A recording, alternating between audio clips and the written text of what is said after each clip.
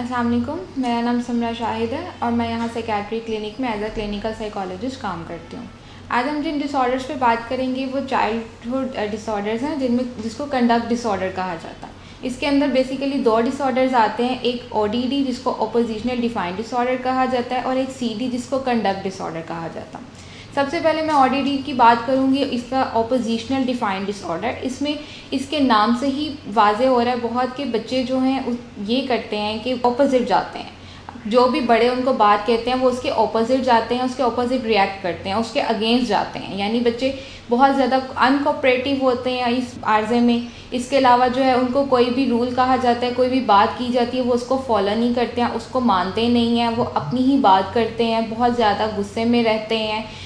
अपने जो उनके पीयर्स होते हैं, अपनी ही एज के उनके क्लास फेलोज होते हैं, बहन भाई होते हैं या उनके एज के कोई भी दूसरे बच्चे होते हैं, वो उनके साथ बड़ा नेगेटिव एटीट्यूड रखते हैं, उनके साथ बहुत अच्छे से बात नहीं करते हैं, उनके साथ मारपीट भी करते हैं और मोस्ट ऑफ द टाइम वो टेम्पर टेंट्रम जो है वो शो करते हैं, यानी कि बहुत ज़्यादा गुस्सा हर वक्त दिखाते हैं।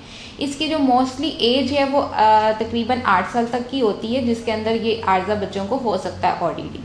इसमें मोस्टली जो है बच्चे दूसरों को ही ब्लेम करते हैं, आप बड़ों को या अपने पेरेंट्स को ही किसी भी बात से मुतल्लिक ब्लेम करते हैं। ठीक है, इसके अलावा अगर किसी को ओडीडी है तो हो सकता है कि उस बच्चे में उसके साथ कोई दूसरा डिसऑर्डर भी पाया जाता हो, जो कि मूड का डिसऑर्डर हो सकता है, एंजाइटी डिसऑर्डर हो सकते हैं या एडीएचडी जिसको attention deficit hyper activity disorder भी कहा जा सकता है। इसके अलावा दूसरा जो डिसऑर्डर है जिसको कंडक्ट डिसऑर्डर कहा जाता है, उसमें बेसिकली 4 मेन चीज़ें होती हैं जो बच्चे में देखी जाती हैं।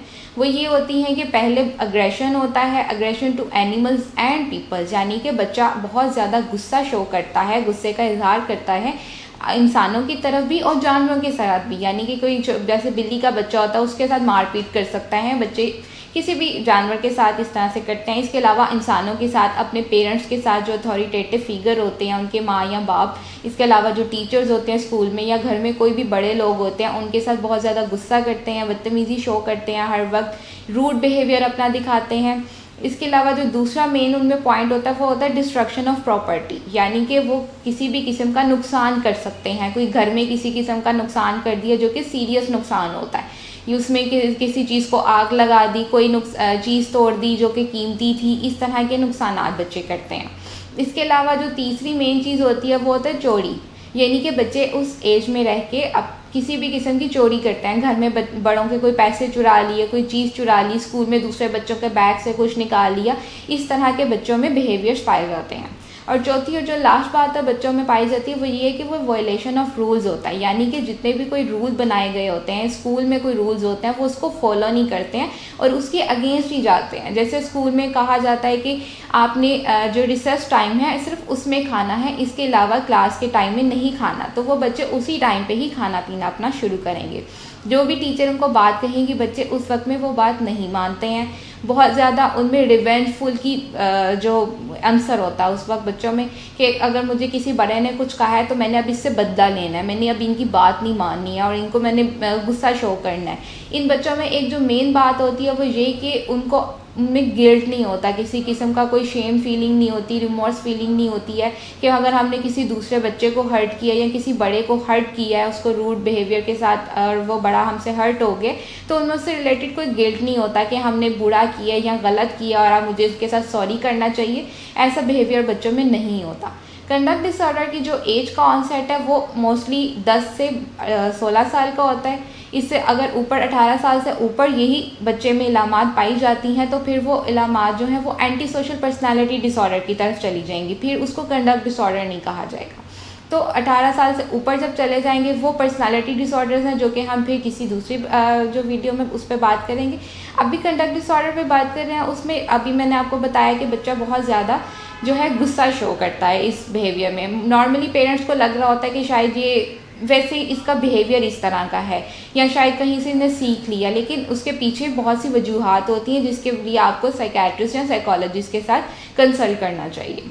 इसकी अब कंडक्ट डिसऑर्डर जो ओडीडी हमने अभी दो डिसऑर्डर्स पे बात की, इनकी वजूहात क्या हैं कि क्या ऐसी वजह हैं जिनकी वजह से ये डिसऑर्डर हो सकता है बच्चों में।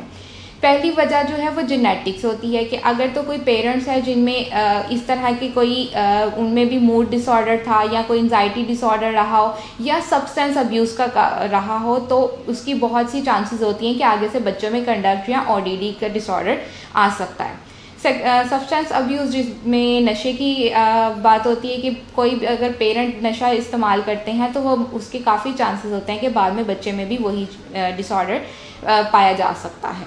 इसके अलावा कुछ एनवायरमेंटल फैक्टर्स हो सकते हैं जिसमें कोई ट्रॉमेटिक एक्सपीरियंस हो सकता है, यानी कि बच्चे ने कोई बहुत सदमाती हादसा कोई एक्सपीरियंस किया हो उसकी बेस पे बच्चे ने इस तरह का बिहेवियर लर्न कर लिया हो और वो इस तरह से जो है टेम्पर टेंट्रम शो कर सकता है।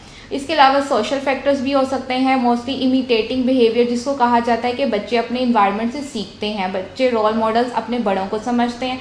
अगर उनके इर्द गिर्द कोई बड़ा इस तरह का उसकी पर्सनालिटी इस तरह की है कि वो बहुत ज़्यादा गुस्सा करते हैं तो बच्चा भी उनसे वही चीज़ें सीख लेता है। तो ये सोशल फैक्टर्स भी बहुत ज़्यादा ज़रूरी हैं। इसमें इसके अलावा कुछ इस तरह के इन्वायरमेंट जहाँ पे लो सोशो इकोनॉमिक स्टेटस के लोग हैं या वहाँ पे ये डिसऑर्डर्स बच्चों में ज़्यादा उसके चांसेस होते हैं कि उन बच्चों में ये डिसऑर्डर हो सकता है। आखिर में हम इसकी मैनेजमेंट पे बात करते हैं कि किस तरह से इस डिसऑर्डर को हम मैनेज कर सकते हैं। तो उसमें सबसे पहले CBT होती है जिसमें कॉग्निटिव बिहेवियरल थेरेपी होती है कि बच्चों के कॉग्निशंस पे काम किया जा सकता है और उनकी जो NATs हैं, नेगेटिव ऑटोमेटिक उनके थॉट्स हैं, उस पे काम किया जा सकता है और उसको पॉजिटिव वंस में चेंज किया जा सकता है।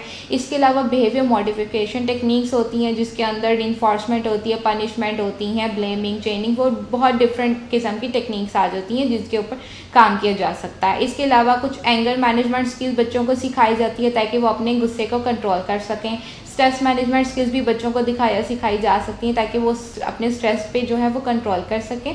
और इसके अलावा उनको सोशल स्किल्स सिखाई जा सकती है कि किस तरह वो अपने इन्वायरमेंट में अच्छे तरीके से रह सकें और लोगों के साथ एक अच्छा बिहेवियर शो कर सकें। तो अभी तक मैंने आपको जितना भी बताया मैं उम्मीद करती हूँ कि आपको बहुत अच्छे से समझ आया होगा। इसके अलावा भी अगर आपके कोई भी क्वेश्चंस हैं, सवालात हैं, आप मुझसे वो कमेंट सेक्शन में पूछ सकते हैं।